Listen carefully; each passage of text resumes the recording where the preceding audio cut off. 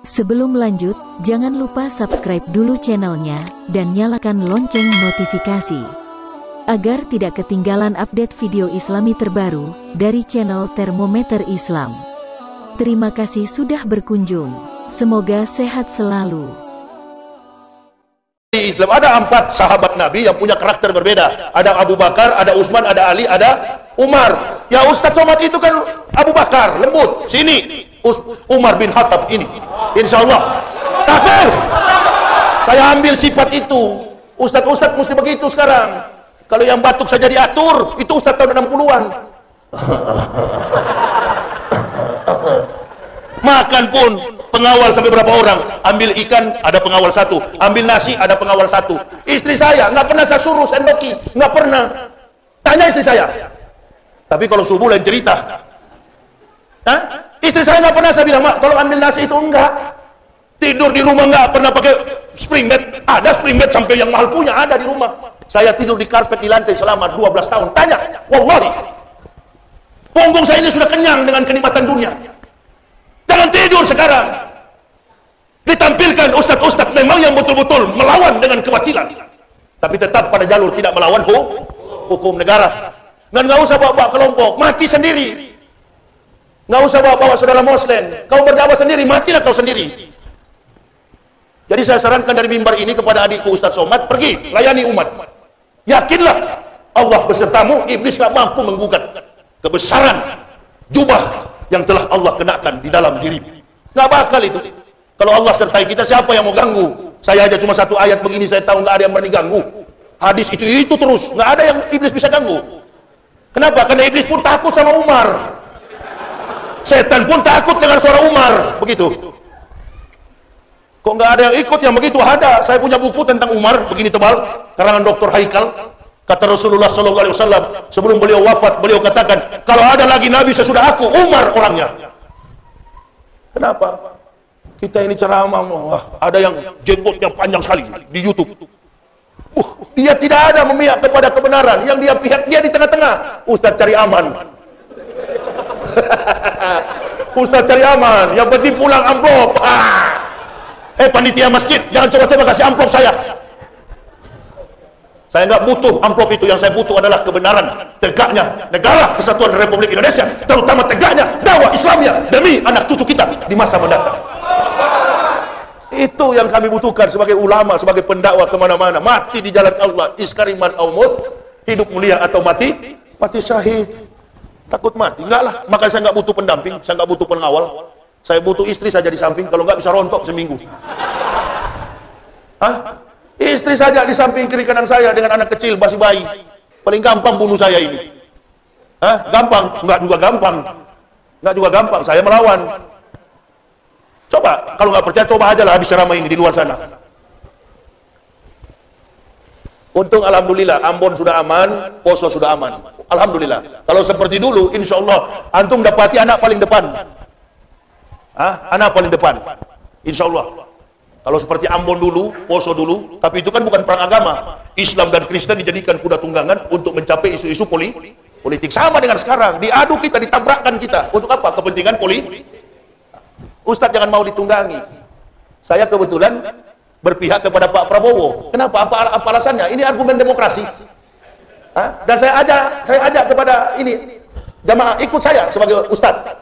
Ikut. Yang nggak mau ikut silakan ke Pak Jokowi sana. Tapi dolar sudah mulai merangkak naik. Sudah berapa belas ribu sekarang? Dulu Indonesia moneter berapa ribu? 17 ya? Berapa ribu sekarang? 14 ribu ya? Hah? Innalillahi. 15 ribu. Tugas berat Ibu Sri Mulyani. Doakan beliau, putri Indonesia yang cerdas. Doakan beliau, Ibu Sri Mulyani, agar bisa mengatasi krisis ekonomi, rupiah yang semakin anjlok. Dolar mengamuk, rupiah makin terpuruk. Doakan Ibu Sri Mulyani, doakan juga Pak Jokowi, karena beliau biar bagaimanapun masih menjabat sebagai presiden. Hormati beliau. Ya, masih presiden. Tapi 2019 bilang sama Pak Jokowi, sudah Pak, Bapak istirahat aja lah. Ya, kepada Pak Ma'ruf Amin. Pak Ma'ruf Amin karena sudah mengambil langkah sebagai seorang politisi. Jadi kalau sebut kiai saya agak takut. Bilang aja Pak Ma'ruf amin. Amin ya robbal. Dan jangan coba-coba memanggil Ustaz Somad seperti kampret, ya seperti cebong yang di televisi itu. Dia bilang-bilang Somad. Jangan. Saya sangat hormati beliau itu, karena beliau banyak ilmu dari beliau saya serap. Mana ada orang sekaliber beliau. Ini bukan kemampuan Ustaz Somad. Orang yang habis 30 juz bukan kemampuan dirinya. Kemampuan dari mana? Dari Allah yang dikenakan kepadanya. Saya dari kafir. Mana bisa ibu bapak ceramah berjam-jam seperti ini? Orang yang baru masuk Islam dari kafir bisa berdakwah begini. Siapa yang berikan? Allah tanamkan ilmu di lidah saya.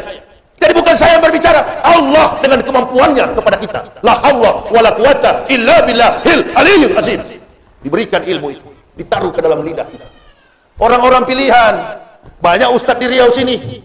Ada yang doktor di Masjid Anur, guru kita, ulama kita, doktor yang istiqomah, bukan seperti tuan guru bajingan. Doktor yang istiqomah, men. Doktor Mustafa Umar, itu betul-betul doktor, berdiam di masjid, mendidik umat dengan ilmu agama.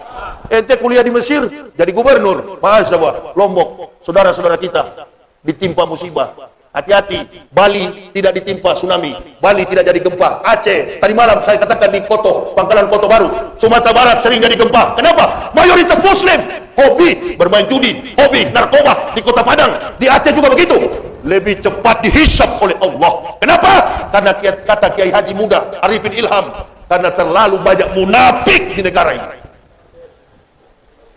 Dia nggak suka kalau lihat orang Islam menang masjid begini, marah dia. Dia lebih suka di jalan-jalan main gaplek, judi. Kalau dibilang kafir marah tuh. Dibilang kamu nggak sholat, kamu jadi seperti orang kafir, tersinggung. Alhamdulillah lumayan masih ada iman. Nggak apa-apa, tetap masuk surga, tapi benjol-benjol. Begitu. Nah, di saat sudah tidak sholat, di saat sudah tidak ke masjid, datang orang kafir. Sini dulu kamu. Kamu agamamu apa? Islam. Kok kamu nggak sholat? Ya nggak. Nih 1M. Kau hantam saudaramu sana. Kamu nama agamamu apa? Saya Islam. Kok kamu nggak pergi sholat Jumat? Iya. Nih 500 juta. Kau pukul saudaramu sana. Pernah dengar di kisah Nabi Musa ada seorang yang namanya Barsisa. Dia hidup selama 125 tahun. Alim, tak pernah berbuat cemar, tak pernah melakukan dosa. Iblis datang sebagai seorang ahli ibadah, nginap di pesantren Barsisa. Ditanya oleh iblis, apakah ini tempat pengajianmu, Barsisa? Ya. Bolehkah saya menginap? Boleh. Wahai ahli ibadah, boleh kau menginap di rumah saya. 3 hari iblis menyamar sebagai ahli ibadah. Iblis tidak makan, iblis tidak minum, iblis tidak melakukan aktivitas apapun kecuali sujud ibadah. Barsisa lihat 3 hari 3 malam nggak makan, minum, puasa, takjub Barsisa. Dia bertanya, Lis, apa sah? Ente ibadah begini hebat, ilmunya dari mana? Kata Barsisa, gampang. Kata iblis, gampang. Ahli ibadah ini yang nyamar, iblis menyamar. Gampang kalau antum suka yang begini. Antum bermaksiat dulu kepada Allah, barulah antum mendapatkan ilmu ini. Yang pertama, coba antum pergi ke sana, satu kampung, antum bunuh saudara muslim. Kata Barsisa, nggak mau. Antum berzina, apalagi itu. Ya sudah, kalau antum nggak mau itu, satu aja yang ringan. Apa? Minum tua, miras, oplosan. Ada miras di kampung sebelah yang jual janda cantik. Janda apa istri orang? Masih istri orang. Pergi dia ke kampung sebelah. Karena dia lihat minum miras hanya ringan, dia tidak membunuh, dia tidak berzina. Begitu dia minum miras, yang penjual miras cantik, istri orang. Kabur sudah penglihatannya, dibawa, ditahan, disandra di dalam kamar, nyaris diperkosa. Datang suaminya, kepergok, langsung suaminya dihajar, hampir mati. Orang kampung kepung, salib dia di tengah terik matahari, digantung, dicambuk 80 kali, diderah dengan cambuk. Kemudian disaksikan oleh iblis dari bawah palang salib. Bagaimana nasib? Saya adalah iblis yang membodohi kamu. Panas setahun dihapuskan oleh hujan. Kesetiaan, ketakwaan, keulamaannya selama 125 tahun tumbang dalam 1 jam. Mengerti maksud saya? Hidup mulia kita beriman, mati dalam keadaan husnul khatimah. Ya Allah, ya Allah, biha ya Allah, bi husnul khatimah. Ya Allah, biha ya Allah, biha ya Allah, bi husnul khatimah. minta setiap kali kita tahajud malam. Ribuan kali kita sebut itu. Nggak akan ada rasa takut dengan kematian itu. Tumbang 125 tahun nggak pernah cemar, cuma 1 jam saja iblis bisa goda. Jadi nggak jadi ukuran. Ente duluan masuk Islam, Yahya Waloni ini baru. Nggak begitu. Saya punya teman satu kelas di sini, di masjid ini. Namanya Novi, itu ada Ibu Novi. Teman saya waktu SMP, cerita Nov, bagaimana kenakalan saya dulu. Siapa yang berani sama saya di kelas? Nggak ada yang berani, jago kampung ini. Bapak saya angkatan darat, jadi saya kalau ditangkap polisi cepat bebas. Nakal di atas nakal. Saya ikut bela diri Raja Wali Gakari, taekwondo. Suka berkelahi. Tanya Novi itu, satu kelas sama saya, SMP Negeri 3 Manado. Tapi walaupun saya nakal, tanyalah bagaimana otak saya, dia tahu. Novi tahu, satu kelas kita. Dia bilang, Ustaz, kenal lupa sama saya. Yop, masa kenal lupa apa kita, bahasa Manado. Nama saya Yopi. Ya, Yopi Yahya Waloni. Waktu masuk Islam, Yopi saya buang. Kenapa? Karena tetangga anjing saya namanya Yopi. Coba nama saya jadi Muhammad Yahya Waloni. Kalau tanya saya di kampung, tidak ada kata-kata orang di kampung. Oh itu, tukang berkelahi. Tukang berkelahi, nakal di atas nakal. Ibu saya yang suruh, terlalu nakal kamu, sekolah pendeta. Disekolahkan saya sekolah pendeta. Karena orang tua sudah nggak mampu ngurus sama saya. Kenakalan saya cuma satu, berkelahi. Nah ini jangan sampai kamu, jangan sampai kumat lagi, kan begitu kira-kira. Apalagi ada One Pride sekarang ini, One Pride TV One kan. Saya lihat kalau di TV itu, saya dengan Nuril ini sama beratnya. Bilang sama, ini kan direkam di YouTube, bilang sama Karni Ilyas, TV One, anaknya Abu Rizal Bakri. Suruh Nuril timbang berat, Ustadz dengan Ustadz di atas ring.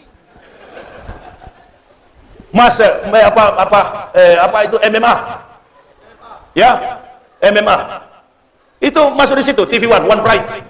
Suruh naik dia di ring, suruh ukur timbang, kita berhadapan. Jangan jangan suka memperalat orang lain. Saudara Muslim di Jawa diperalat, kemudian Ustaz Somad juga di Riau tidak usah suruh orang. Udah saya dengan Nuril aja di atas ring. Sosok jagoan Ustadz itu bukan berkelahi. Ustadz itu didik umat itu ke jalan yang lurus. Sosok bajingan.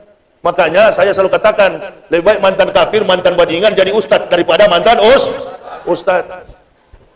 Kalau mau jadi bajingan, bajingan sekalian. Ada ringnya, ada tempatnya. Di mana? MMA TV One. Lapor kepada Karni Ilyas. Pak Karni, saya mau lawan Yahya Waloni. Dia ceramah di YouTube mau lawan saya. Alhamdulillah. Memang ini terulang lagi dulu ini. Kalau mau jadi petinju, mau jadi tukang kelahi, jangan jadi ustadz. Sana latihan pukul sansak sana, salurkan bakatmu. Di dalam dakwah begini nggak ada, jangan pikir masalah duniawi. Ghadwatun fisabilillahi, aurahatun, khairun minad dunya wa ma fiha. Berangkat pagi atau sore, berjuang di jalan Allah adalah lebih mulia daripada dunia dan segala isinya. Jadi tak berkumpul begini untuk bekal mati besok. Bagaimana kita diwafatkan oleh Allah dalam keadaan husnul khotimah. Sampai di surga sana kita ketemu pengurus masjid. Assalamualaikum Ustaz. Waalaikumsalam warahmatullah. Mau kemana Ustaz? Enggak, sebentar lagi ambil handuk. Ustaz tempatnya di mana? Cuma lantai 10. Ya, Ustaz yang begini tempatnya di lantai 10, jamaah di lantai bawah. Yang enggak sholat-sholat, tukang kebun. Enggak apa-apa biar tukang kebun, yang penting surga. Masuk surga. Ketemu pengurus masjid, ketemu tentara, ketemu polisi. Sama-sama kita di dalam. Kenal di mana Pak sama saya? Di Pekanbaru, masa Ustaz lupa? Saya waktu itu kan mewakili Kapolsek. Oh iya ya. Kenapa Kapolsek tidak hadir? Takut. Kenapa Dan Ramil tidak hadir? Sibuk. Kenapa Camat tidak hadir? Takut. Siapa yang datang? Ustadz Yahya. Pantas.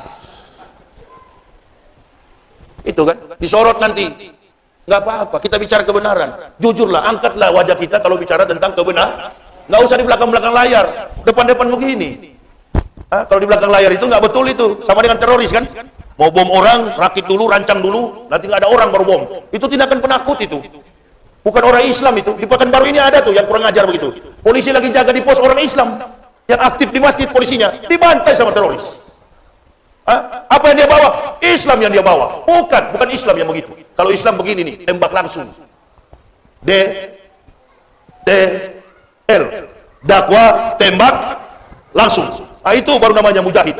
Urusannya nanti kalau yang tersinggung sudah ditangkap. Ustadz Yahya ditangkap. Kenapa? Karena mengatakan Megawati cepat mati. Nggak tahu siapa yang sebarkan informasi itu. Saya masih hidup ya, polisi belum panggil saya.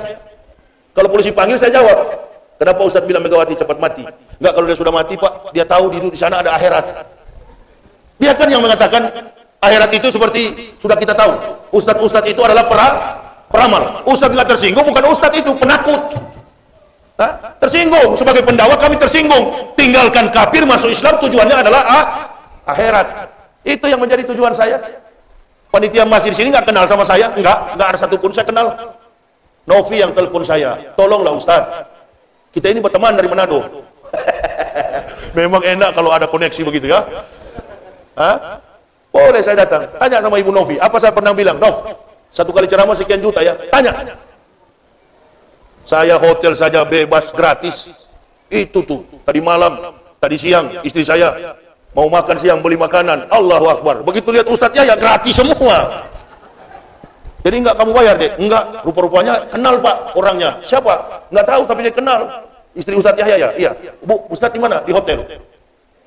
Semua gratis. Itu kan sudah cukup nikmat Allah. Kalau saya pikir satu ceramah sekian juta, nih jadwal saya full. Dikali 5 juta, waduh sudah miliarder saya. Nah itu tuh yang 2 orang di Trans 7 itu. Itu barangkali yang mereka pikir, Ustadz Somad kesana kemari, dibayar berapa ini? Sama, kita ini Ustadz yang ikhlas di jalan beliau nggak pernah pakai target. Ini supaya jamaah tahu. Yang dengki, yang iri, silakan iri sama beliau. Tapi saya dari mimbar ini mengatakan, Pak Ustadz Somad Al-Mukarram, adikku, ceramah, hadiri yang sudah terjadwal. Jangan mengecewakan umat. Hadir saja, yakin saja Allah besertamu dan tidak ada setan yang akan mengganggu. Polisi sudah berjanji akan menjaga beliau. Karena beliau adalah aset umat. Polisi sudah berjanji. Yang penting gerakan-gerakan kelompok di masyarakat itu stop, redam. Supaya pertarungan Pilpres nanti ke depan akan ada kedamaian di negara kita Republik Indonesia ini. Amin ya Rabbal.